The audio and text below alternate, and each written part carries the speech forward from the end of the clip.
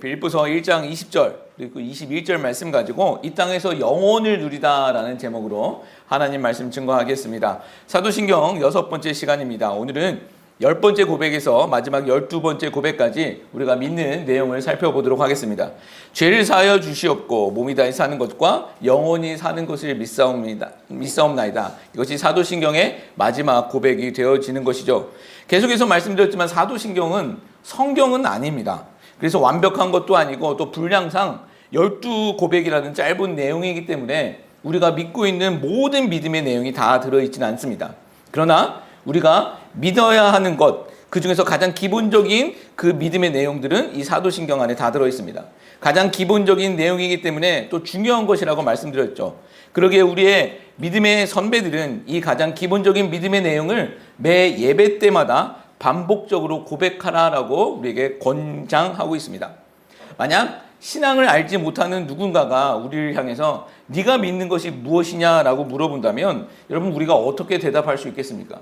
네가 믿는 것이 무엇이냐, 믿는 내용을 나에게 알려달라고 한다면 우리가 무엇을 대답할 수 있겠냐라는 것이죠.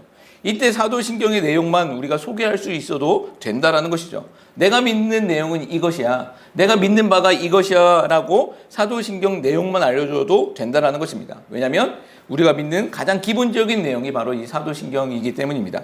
그래서 비록 사도신경을 예배 때 공적으로는 고백하지 않더라도 그 내용을 인정한다면 그리스도 안에서 우리는 참된 교회, 또 지난주 말씀드렸었던 공교회, 그 거룩한 공교회로 또 형제교회로 우리는 다 인정할 수 있는 것입니다. 그러나 사도신경을 입으로 또는 예배 순서에 아무리 고백한다 할지라도 그 내용과 다르게 잘못된 해석을 가르치고 있다면 또 다른 방식으로 신앙을 하고 있다면 그들이 참된 형제인지는 우리가 진지하게 한번 생각해 볼 필요가 있는 것입니다. 지난주 말씀드렸듯이 말로는 성령 하나님을 고백하면서도 신앙의 모습 속에서는 성령님을 그 하나님을 마치 자기가 부릴 수 있는 사역 도구처럼 그런 방법론으로 사용하는 사람들이 있다면 그들과는 멀리하는 것이 사실은 옳습니다. 그들에게 아무리 신기한 일들이 일어난다 할지라도 그것은 가짜일 가능성이 많기 때문입니다. 귀신을 내쫓는다? 그거 귀신에게 이용당하는 것일 수도 있다는 것이죠. 여러분 우리에게 가장 큰 기적이라는 것은 무엇이겠습니까? 병이 들었는데 병이 낫는 것이 가장 큰 기적일까요? 아닙니다. 오늘 우리가 예수님 믿고 예배드리고 있다는 것, 이것이 가장 큰 기적이다라는 거예요. 그보다 더 어떤 큰 기적이 우리의 인생 가운데 있어야지 하나님을 믿을 수 있냐라는 거죠. 여러분 우리에게 가장 큰 기적은 예수님이 우리에게 찾아와 주시고 우리가 예수님의 백성이 되었다는 사실입니다. 또한 공교회를 고백하면서도 내 교회만을 이야기하는 그런 교회가 있다면 그건 역시 옳지는 않다라고 말씀드렸죠. 이상한 방식으로 전도를 하고 뭐 괴팍한 헌금 이런 거 만들어내고 목회자에게 무조건 복종하라 뭐 이렇게 만드는 것도 이거는 옳은 것 아닙니다. 이런 부분은 성도님들이 분명히 분별하실 필요가 분명히 있는 것입니다. 아무리 뭐 좋게 포장한다 할지라도 잘못된 건 잘못된 것입니다. 세상도 대놓고 하지 못하는 일들을 교회가 얼굴 두껍게 할 때도 있죠. 그리고 우리 교회 일이니 너희는 상관 말라라는 태도, 그런 것은 절대 건강한 곳이 될 수 없습니다. 사도신경 못 외우게 해야 된다라고 말씀드렸죠. 다시 우리 교회로 돌아가 보면 저는 정말 우리 교회가 행복한 교회가 되었으면 좋겠습니다. 그렇다면 행복은 무엇을 전제로 하는 것일까요? 우리 개인을 한번 바라보셨으면 좋겠습니다. 어느 때 우리가 행복하는 것일까요? 우리는 건강할 때 행복을 누릴 수 있습니다. 육체적 건강만을 이야기하는 것이 아니라 마음의 건강 그리고 정신적인 건강이 더 중요한 부분이죠. 아무리 우리가 훌륭한 육체를 가지고 있다 할지라도 또 마음이 또 정신이 건강하지 못하면 불행할 수밖에 없습니다. 반면 육체가 좀 약해도 정신이 건강하면 또 마음이 건강하면 행복해질 수도 있는 것입니다. 이 원리를 가지고 교회로 가져와 보면 행복한 교회는 어떤 교회겠습니까? 어떤 교회가 행복한 교회일까요? 바로 건강한 교회가 행복한 교회이죠. 근데 이 건강하다라는 것은 숫자가 많다고 해서 건강한 것은 아닙니다. 몇몇 명이 모여도 집단 가스라이팅 당하는 그런 교회 있을 수도 있어요. 그런 곳은 건강한 것 아닙니다. 사람의 왕국을 만들어 놓고서 예수님 이야기로만 하면서 사람을 잔치하고 있는 그런 곳은 건강한 곳 아닙니다. 안에서는 잘 모르죠. 그러나 밖으로 나와보면 금방 알 수 있는 부분이기도 해요. 그렇다고 뭐 작은 교회가 건강하다? 이것도 아니죠. 우리는 그렇게 정신 승리할 필요도 없는 겁니다. 그러면 어떤 것이 건강한 것일까요? 복음을 바르게 알고 힘들지만 그렇게 살려고 몸부림치는 성도들이 있는 교회가 건강한 교회더라는 겁니다. 우리가 완전하지는 못합니다. 교회도 완전하지 못하죠. 그러나 바른 복음 앞에서 힘들지만 그렇게 살려고 노력하는 성도들이 모인 교회가 바로 건강한 교회더라는 것입니다. 여러분, 소망합니다. 우리 교회가 그런 교회 되어지기를 예수 그리스도로 축복합니다. 그러기 위해서는 우리는 바르게 알아야 하는 것이죠.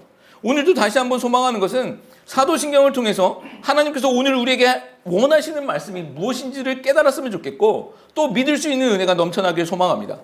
그래서 선포되는 말씀이 우리에게 하시는 말씀이라고 믿겨진다면 내 본성은 그렇지 못한다 할지라도 말씀대로, 그 말씀대로 살아가려고 몸부림치는 은혜가 있기를 예수 그리스도 이름으로 축복합니다.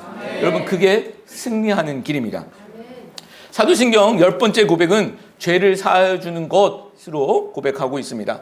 여러분, 죄가 무엇입니까? 죄가 무엇입니까? 우리가 흔히 알고 있는 죄는 타인을 해하고 물질적 손해를 입히는 것, 즉 사기치고 도둑질하고 살인하고 이렇게 인간과 인간 사이에 일어나는 이런 것을 죄라고 하죠. 죄라고 합니다. 그러면 성경은 과연 죄를 무엇이라고 말씀하고 있을까요? 죄를 헬라어로는 하마르티아라는 단어를 쓰고 있습니다. 이 뜻은요, 관역을 벗어났다라는 것입니다. 의미는 무엇이냐면 하나님 뜻에서 벗어난 것, 하나님을 벗어난 모든 것을 죄라고 정의하고 있다는 것입니다. 일반 사람들이 생각하고 있는 죄의 개념보다는 훨씬 더 깊은 차원의 이야기를 하고 계신 것이죠. 가끔 하나님을 알지 못하는 사람들을 만나 이야기를 하다 보면, 이제 저는 목사이니 간접적으로나마 이제 복음을 전하게 되어지는데, 많은 분들이 기독교를 향해 가장 힘들어하는 부분이 바로 이 죄의 부분입니다. 성경은 분명히 우리 모두가 죄인이라고 하는데 이 죄인이라는 부분을 받아들이기가 어려워합니다. 하나님은 사랑입니다. 여러분은 사랑하십니다. 예수님을 믿으면 복 받습니다. 라고 이야기를 하면 이런 것에는 큰 거부감이 없습니다. 우리가 번영신학이라고도 하죠. 건강과 부의 복음이라고도 합니다. 어떤 학자들은 이 번영신학을 이 캘리포니아 복음이라고 아주 빗대어 얘기하시는 분도 있어요. 예수 믿으면 건강해지고 이제 부자가 될 거라고 가르치는 것을 이제 번영신학이라고 하는데, 예수 믿으면 그렇게 된다라고 가르치는 것이죠. 그러나 여러분, 이거 맞는 거 아니지 않습니까? 이 세상에서도 예수 안 믿는 사람들이 더 건강하고 더 부자로 사람들이 훨씬 많습니다. 그렇잖아요. 그리고 이렇게 정말 가르치는 사람들이 몇 번 말씀드린 것 같아요. 정말 지하교회 성도님들한테 가서, 이슬람이나 우리 공산권에 있는 지하교회 성도님들한테 가서 그렇게 한번 전해보라고요. 예수 믿으면 복 받고 예수 믿으면 건강해지고 예수 믿으면 부자 된다는 말 양심 있으면 할 수 있냐라는 거예요. 내 형제 자매가 죽어가는 것 바라보고 그것 때문에, 그러나 그럼에도 불구하고 믿음 지키고 있는 그들에게 가서 그렇게 말할 수 있냐라는 거죠. 이런 식으로 복음을 가르친다라면 이것은 하나님을 굉장히 왜곡시키는 것입니다. 사람들은 좋아할 수 있고 사람들은 환호할 수 있지만 그것은 바른 복음 아니더라는 것이죠. 여하튼 이런 식의 이야기들은 사람들은 분명히 즐겁게 합니다. 그런데 죄 이야기가 나오면 사람들이 그때부터는 받아들이지 못합니다. 모든 사람이 죄인이다라는 것을 받아들이지 못하는 것이죠. 왜 그럴까요? 아까도 말씀드렸듯이 사회적인 통념 속에서는 죄에 대한 개념, 죄에 대한 정의가 성경이 말하고 있는 정의와는 다르기 때문입니다. 특히 사회에서 좀 착하게 살았다 하시는 분들이 받아들이기 어려워합니다. 정직하게 살았다 하는 분들, 소위 법 없이 살 수 있다라는 분들이 이 죄에 대해서 받아들이는 것을 굉장히 힘들어합니다. 자기는 남을 해코지한 적 없다라는 것이죠. 그런 죄 짓지 않았다라는 것입니다. 그래서 죄인이라는 것을 수긍하기가 어려워하는 것이죠. 여러분, 이런 분들을 만나면 우리는 어떻게 설명해야 할까요? 이 부분은 돌려서 말할 필요 없습니다. 성경에서 말하는 죄에 대해 이야기해 드리는 수밖에 없는 것이죠. 성경에서는요, 죄를 크게 두 가지로 나누고 있거든요. 원죄와 자범죄로 나누고 있습니다. 원죄는 오리지널 신입니다. 그리고 자범죄는 액츄얼 신입니다. 원죄가 무엇이냐면 첫사람 아담이 범한 죄 때문에 온 인류에게 전가된 죄, 이것을 원죄라고 합니다. 이 죄는 단지 선악과를 먹었다가 아니라 하나님의 왕되심을 거부하고 내가 왕이 되어서 이제는 내가 왕의 자리에 올라서 살아보겠다라는 그 독립선언이죠.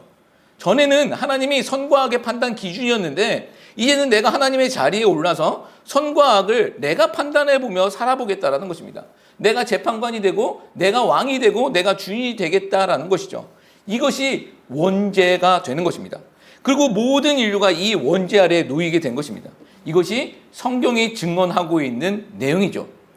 그런데 생각해 볼 것은 선과 악을 판단하는 기준이 이 아담과 하와를 통해서 이제 우리 인간에게 넘어왔거든요. 우리 인간에게 넘어옴으로써 인간들에게는 어떤 일들이 벌어졌습니까? 선과 악을 우리가 판단할 수 있으니 우리에게 좋은 일들만 있을까요? 우리 인간들이 판단하는 선과 악의 기준은 여러분 우리가 정직하게 생각해 본다면 그것이 무엇입니까? 나에게 유익이 되는 것이 선이다라는 것입니다. 나에게 유익이 되는 것이 선이고 다른 모든 사람들에게 좋은 것이지만 나에게 해악이 된다면 그것은 악이 되어진다는 거죠. 나에게 손해가 되어지면 악이고 나에게 이익이 되어지면 선이다라고 그렇게 단정 짓고 살아가는 것이 우리의 모습이더라는 거예요. 여러분 한번 전쟁하는 거 보십시오. 우리 집사님 오늘 전쟁을 위해서 기도했지만 다 자기들이 선이라고 이야기합니다. 테러를 해도 선이다, 내가 정이다라고 하면서 테러를 하는 것입니다. 철저하게 자기 이익이 선이 되는 것입니다. 자기 입장에서 바라보는 것이죠. 서로 자기가 선과 정이라고 하면서 싸우고 있는 것입니다. 그리고 상대방은 악이 되는 것이죠. 여러분 이런 부분은 멀리 갈 필요도 없는 것 같아요. 갓 태어난 아기 한번 생각해 보십시오. 가장 자기 본성에 매달리면서 살아가는 것이 아마 갓 태어난 아기일 거예요. 아기에게 선의 기준이라는 것이 무엇일까요? 선의 기준이 무엇일까요? 자기예요. 아기가 엄마 배려하면서 새벽에 안 울고 새벽엔 잠 잘 자다가 하루 세끼 아침 점심 저녁만 울고 밥 달라고 그럽니까? 아무리 이쁜 아기라도 지 배고플 때 우는 것입니다. 그래서 엄마 아빠 상관 안 하고 울기 시작하죠. 저도 제가 아이를 키울 때 그런 기억이 있습니다. 배고플 때 울고 아플 때 우는 거는 좀 이해가 되겠어요. 근데 너무 힘들게 했었던 게 뭐냐면 왜 졸릴 때 우냐라는 거죠. 졸리면 자야 되는 거잖아요. 졸리면 울면 더 힘들어지는데 졸리다고 우는 아기. 이게 아기가 원죄가 있어서 이렇다라는 생각을 해봤어요. 이렇게 태어난 우리 인간들입니다. 여러분 이런 인간들을요 교육하고 가르치지 않으면 인간 세상은 그냥 동물의 왕국 되고 만다라는 것이죠. 이렇게 원죄를 가지고 태어난 인간들이 저지르는 죄를 자범죄, 액션, 신이라고 이야기를 합니다. 여기에 우리가 생각하고 있는 절도, 도적질, 살인, 사기 이런 것들이 다 들어가 있는 것입니다. 정확히 말하면 이 자범죄, 지금 말한 이 자범죄들은 원죄의 증상들이에요. 원죄의 증상들, 열매들이라는 것입니다. 원죄로 인해서 생산되어지는 죄의 열매들이라는 거죠. 앞서 죄에 대해 거부하시는 분들이 바로 자신은 이런 열매를 맺어본 적이 없다라는 거죠. 죄인이라는 것을 그래서 받아들이지 못하는 것입니다. 생각해보면 그럴 수도 있을 것 같아요. 그런데 예수님 당시에도 이런 사람들은 있었습니다. 그들이 어떤 사람들이었냐면 바리새인들이었습니다. 여러분 그들의 태도는 난 죄 짓지 않았다라는 거죠. 율법이 정하고 있는 죄 나는 지어본 적 없다라는 것입니다. 실제로 바리새인들은요 유대 사회에서 존경받는 그룹이었습니다. 정말 열심히 살았고 율법을 지키려고 노력했었던 사람들이죠. 지금으로 보면 어쩌면 앞서 말한 사람들처럼 착하게 살았다는 사람들, 그렇게 평가받는 사람들일 것입니다. 근데 예수님께서 그런 그들에게 뭐라고 말씀하십니까? 나 죄 없다라고 한 그들에게 뭐라고 말씀하시냐? 네가 마음에 미움이 있다라면, 네 마음에 미워하는 것이 있다면 그게 살인하는 것이다라고 말씀해 버리십니다. 네 마음에 음욕이 있다면 그것이 간음하는 것이다라고 말씀하시죠. 여러분 우리 한번 생각해 보십시오. 미워하지 아니하는 사람이 있습니까? 우리 식구도 밉지 않습니까? 내 자식도 미울 땐 밉습니다. 여러분 근데 예수님은 그 모든 것이 살인이다라고 말씀하십니다. 나는 죄 없다라고 하는 사람들에게 너에게 미움이 있다면 그것이 살인죄다라고 말씀하고 있습니다. 여기서 자유로울 사람이 어디에 있겠냐라는 거죠. 이 예수님의 말씀의 의도는요. 인간 모두가 다 죄인이라는 거예요. 착하다고 칭찬받는 사람도 여기서는 자유로울 수 없는 것입니다.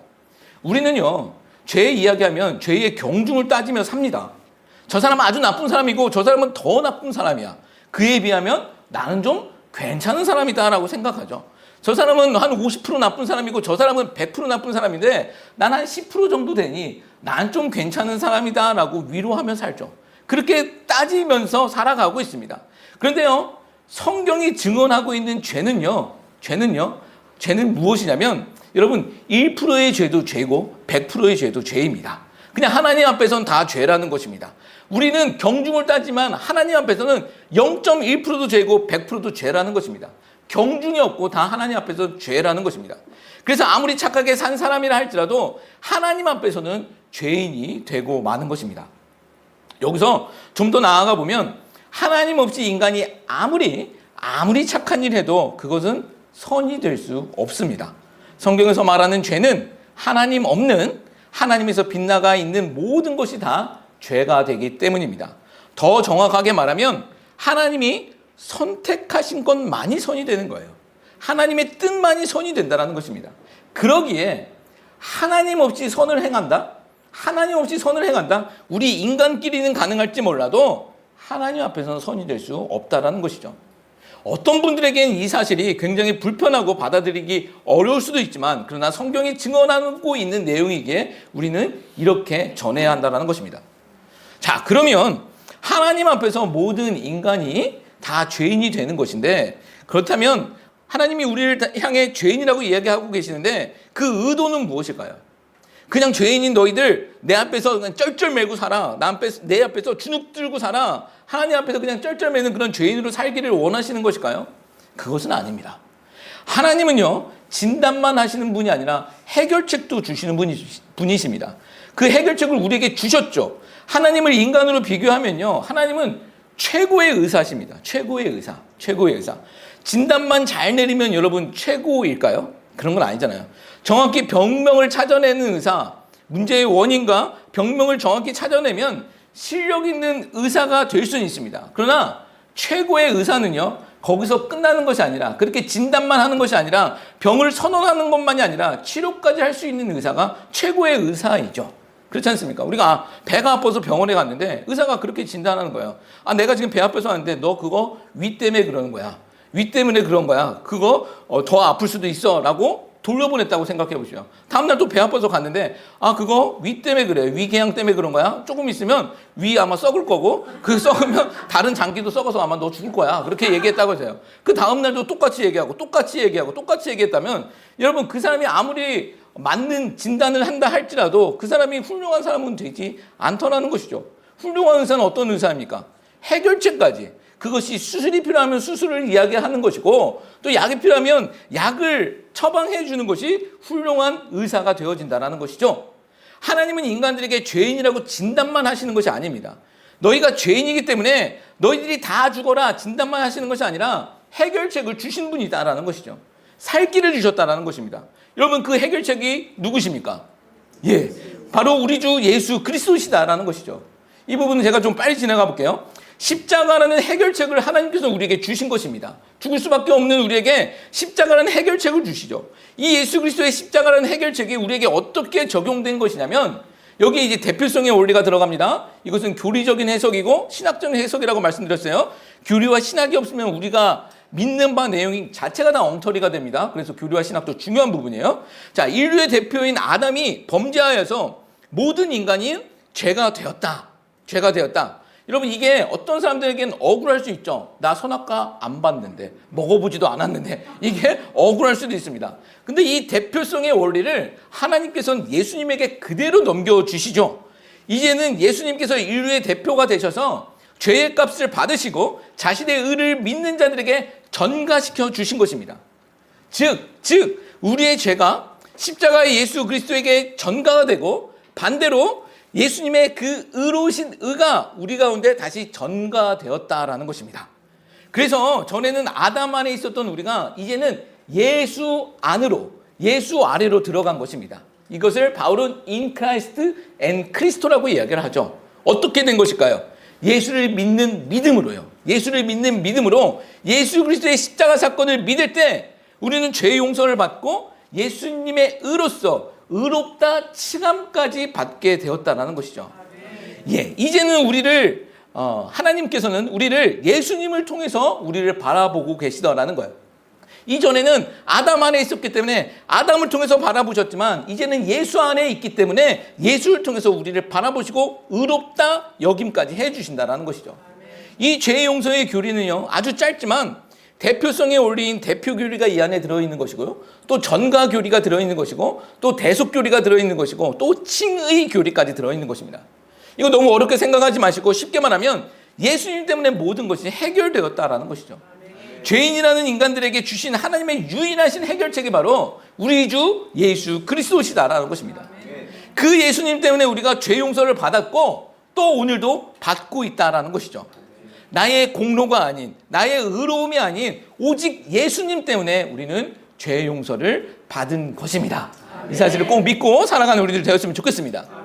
사도신경에서 이 죄 용서의 부분을 조금 더 생각해 본다면 우리가 지난주에 성령 하나님을 고백함으로 9번째 고백부터 이제 12번째 고백까지 이 모든 것이 다 성령 하나님의 사역이라고 말씀을 드렸습니다.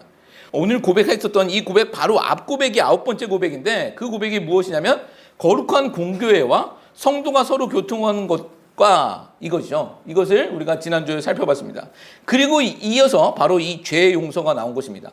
다 성령 하나님께서 행해 주시는 사역이다라는 것이죠.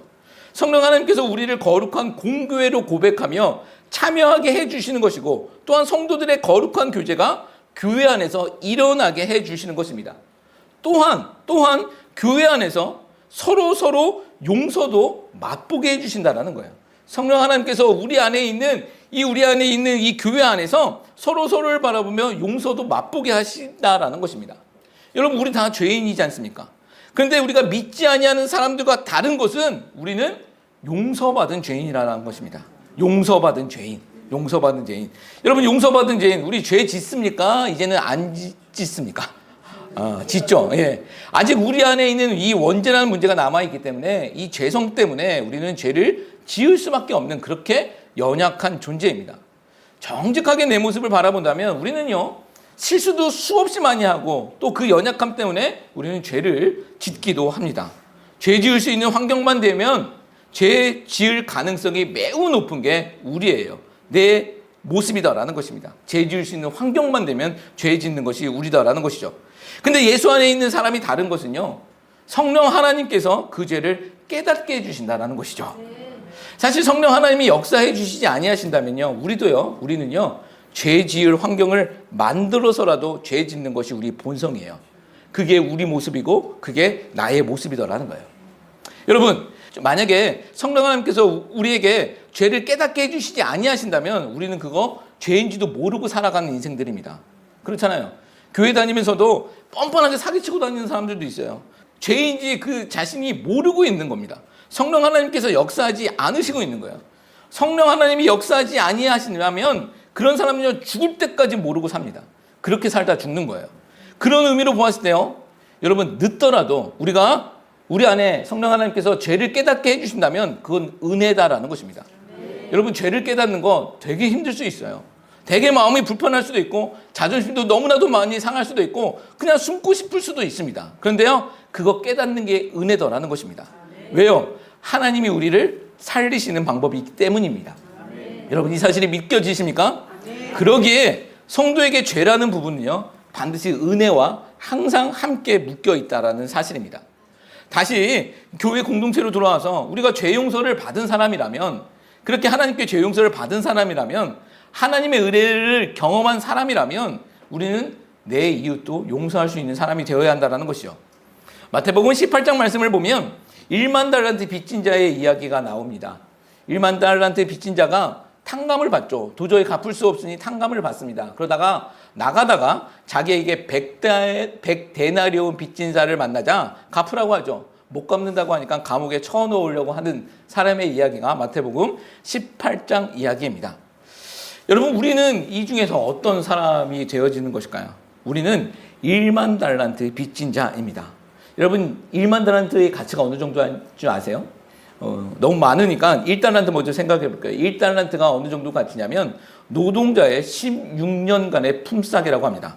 16년 동안 한 푼도 쓰지 않고 모았을 때 1달란트가 되는 것입니다. 여러분 그러면 1만 달란트는 어떻게 될까요? 16만 년치 품삯입니다. 16만 년치. 예. 발음도 잘하는데 16만 년치 품삯이에요. 여러분 이게 무엇을 말씀하고 있는 것일까요?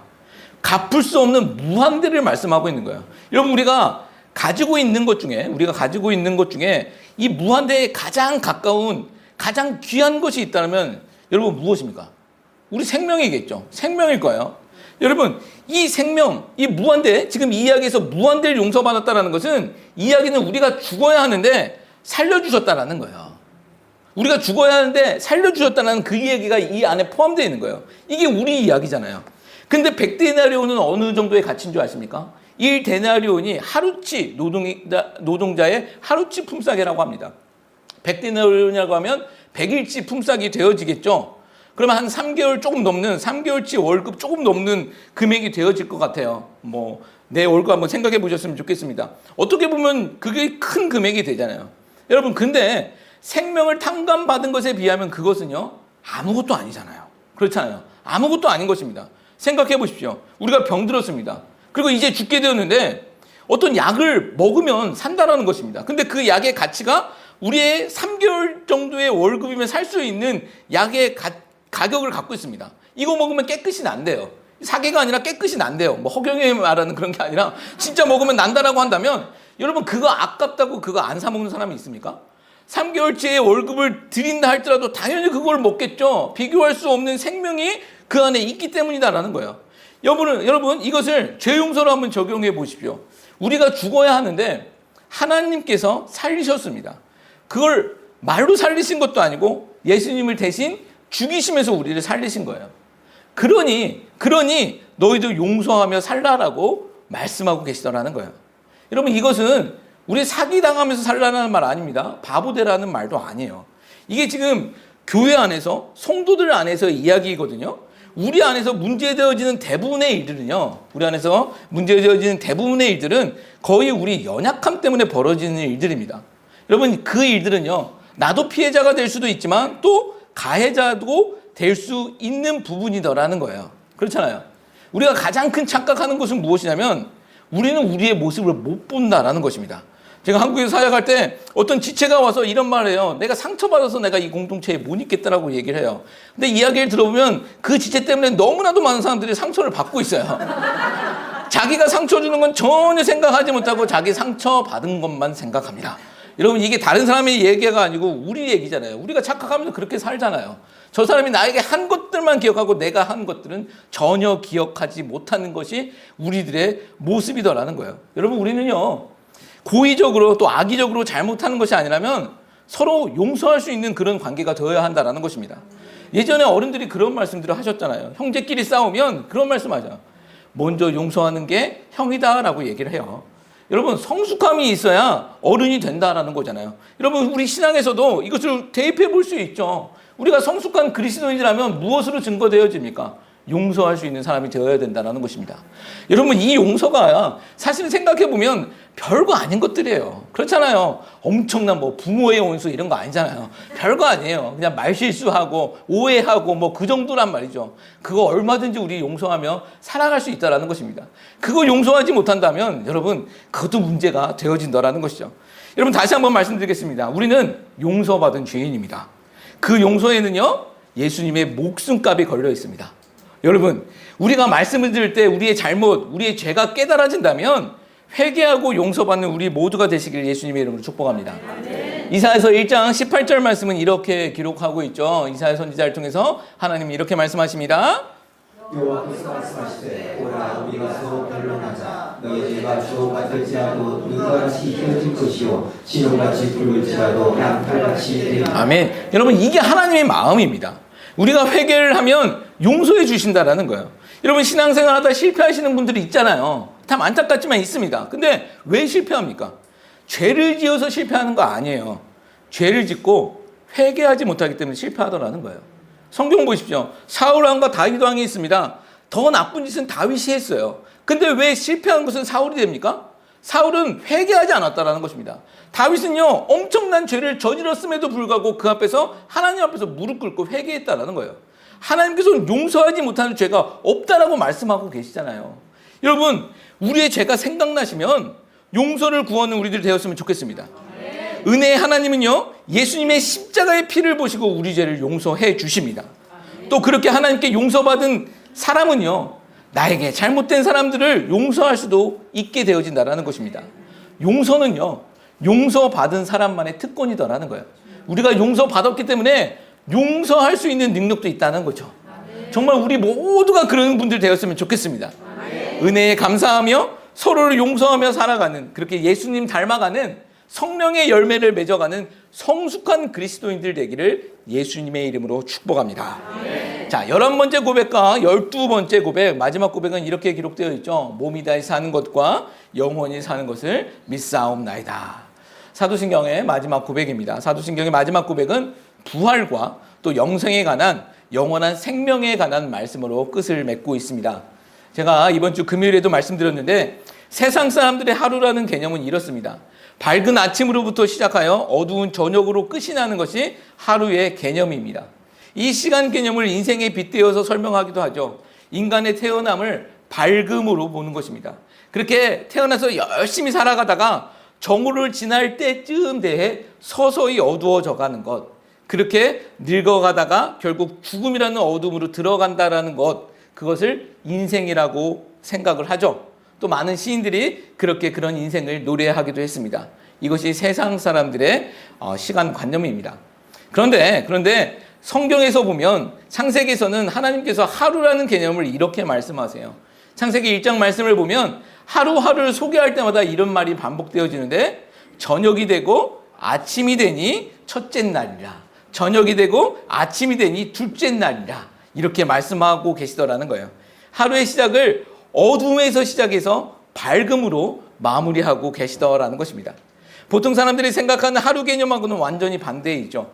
어둠으로 시작하여 밝음으로 끝이 나는 것을 하루라고 하나님께서는 가르쳐 주시고 계십니다.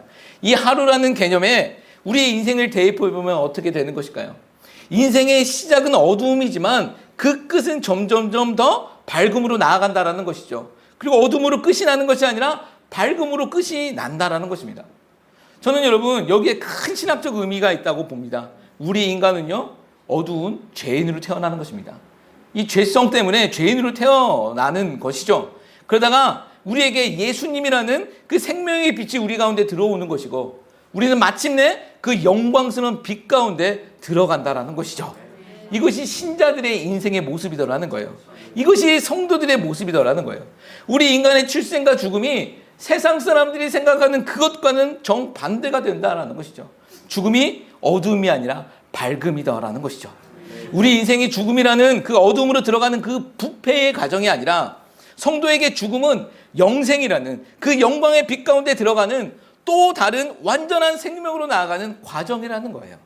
죽음이 끝이 아니라 과정이 된다는 것이죠. 성도에게 죽음은요, 영원한 생명, 영광의 빛으로 나아가는 과정이 된다는 것입니다. 우리가 그 영광의 빛 가운데 놓여있는 인생인 줄 믿습니다.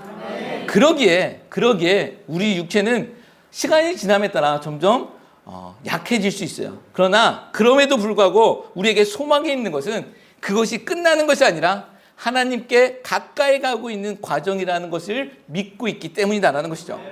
그러기에 우리 성도들의 죽음은 복된 죽음이 되어진다라는 것입니다. 오늘 죽어도 복된 죽음이 된다라는 것이죠.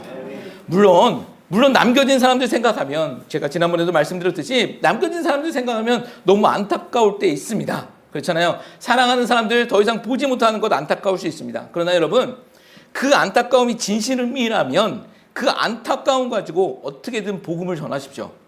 그들이 예수님 믿으면 우리는 하나님 품 안에서 영원히 함께 같이 살 수 있다라는 거죠. 아멘. 예, 말씀을 정리하겠습니다. 이 땅에서 영혼을 누리다라는 제목으로 하나님 말씀 증거했습니다.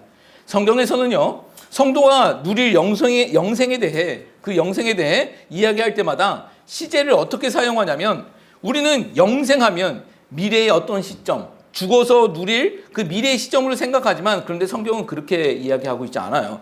요한복음 36장, 요한복음 3장 36절, 그리고 47절 말씀 보면 친히 예수님께서 하신 말씀이거든요. 영생이라는 부분을, 시제를 한번 생각하면서 읽어봅니다.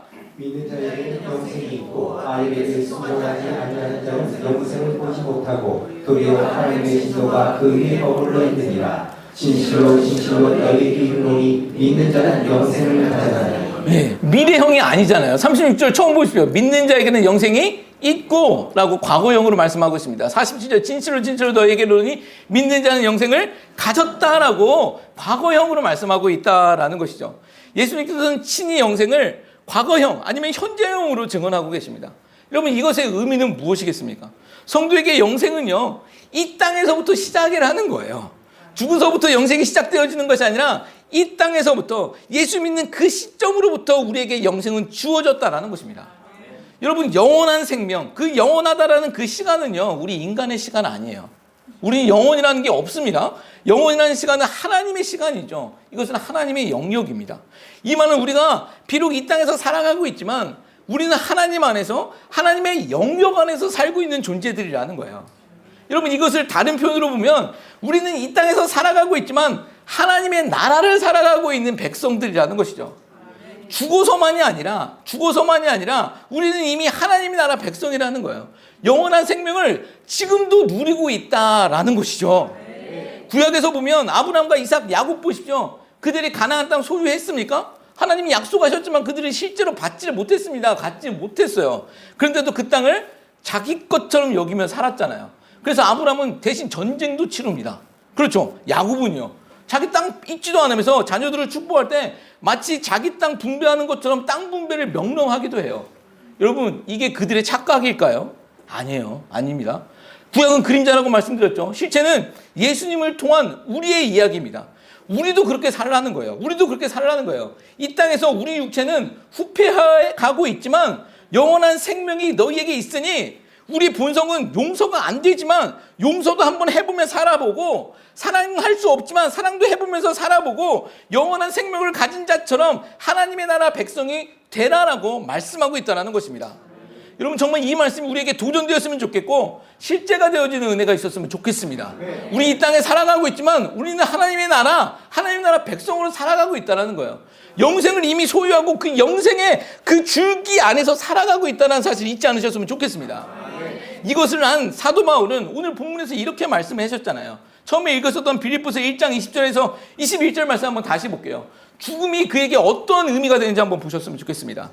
나의 간절한 기대와 소망을 따라 아무 일에든지 부끄러워하지 아니하고 지금도 전과 같이 온전히 담대하여 살든지 죽든지 내 몸에서 그리스도가 존귀하게 되게 하려 하니 이는 내게 사는 것이 그리스도니 죽는 것도 유익하리라. 아멘. 마지막 보시죠. 내게 사는 것이 그리스도이니 이제 죽는 것도 유익하다라는 거예요. 살아있는 것도 유익하고 죽는 것도 유익하다라는 거예요. 왜요? 우리가 영생을 소유한 자들이기 때문이다라는 거예요. 이미 그 영생을 소유하고 살아가고 있기 때문에 죽어도 하나님께 영광 돌리며 기뻐할 수 있다라고 고백하고 있다라는 거예요. 여러분, 정말 이게 우리의 모습 되었으면 좋겠습니다.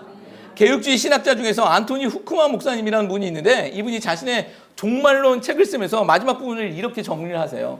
우리 신도가, 우리 성도가 세상을 살아갈 때 이렇게 살아가야 된다는 것입니다. 예수님께서 마치 어제 죽으셨던 것처럼, 그리고 예수님께서 오늘 부활하신 것처럼, 그리고 그 예수님께서 내일 오시는 것처럼 그것을 대비하며 그것을 준비하며 살라라고 말씀하고 있습니다.